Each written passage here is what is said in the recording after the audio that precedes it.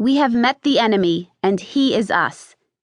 This clever paraphrase of Commodore Perry's famous quote, made even more famous in the Pogo comic strip, is an apt description of how so many of us self-sabotage on a daily basis, especially at work. Bright, intelligent, competent people have their success thwarted at every turn because of the way they approach common to complex situations with conditioned, defensive, and even self-destructive behaviors. No matter where you are from, every country celebrates some kind of day of independence, usually from the monarchy that originally colonized it. In the United States, we declared our independence from Great Britain in 1776 and have been shooting off fireworks on July 4th ever since. What's so ironic about our land of the free is that so many of us are still slaves to our own inability to shed behaviors that stand in the way of our professional success. Either because of our insecurities, upbringing, culture, or even schooling, we hang on to the very things that prevent us from elevating our performance to achieve our potential.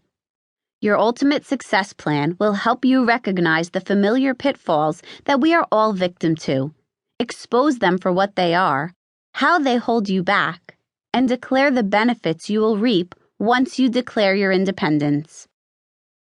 How often have you heard a colleague or yourself say, "Money is getting so tight. I hope I get a decent raise this year." Or, "My old boss was so great. I hope the new guy will appreciate me." Or, "I really need to do well on this exam to get the company to pay for this course. I hope I get an A." Sound familiar? Well, the truth is, hope is not a strategy, and by merely hoping, the hapless individuals above will surely be raiseless, dateless, and A-less. The goal of this audiobook is to guide the listener through everyday situations and turn hope into concrete, desired outcomes. One of my trademarked mantras is, there is no satisfaction or security in the status quo. Change is difficult for most people. Left to our own devices, most of us would never change. It's too threatening, too complicated, and too difficult. This is especially true in so many business environments. Merely utter the C word and everybody runs for cover.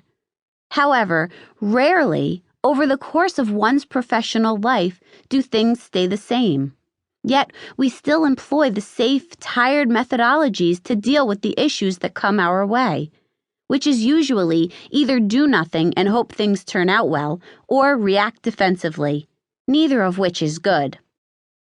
It's interesting to note that when clothes no longer fit us, we gained or lost weight, or grew a couple of inches, we go out and buy new ones. We don't keep wearing things that are much too small or much too big, and hope they'll look okay. The same should apply to our strategies for living, which no longer fit due to a variety of changes for a variety of reasons. Yet time and time again, I see individuals default to victim status because it's easier to hope to be rescued when dealing with adversity than try to make behavior changes. I hear people constantly minimizing their needs and apologizing because they think that will make people like them more.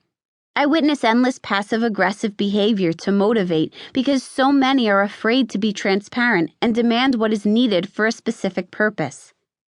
I have watched clients confuse assertive behavior with out-and-out aggression. In the long run, bullying doesn't work. A pet peeve of mine is listening to people vent and complain with no attempt to provide any sort of solution. As long as I complain, I've registered my disdain and no longer have any responsibility for the issue. So many just can't get past themselves. They make every issue solely about them, ignoring the fact that inclusion drives alignment and enlists people to act. The characters you will meet, as well as the stories and anecdotes you will hear about in each chapter of this audiobook, will be quite familiar, I'm sure. Women and men plagued with the Cinderella complex, waiting to be rescued.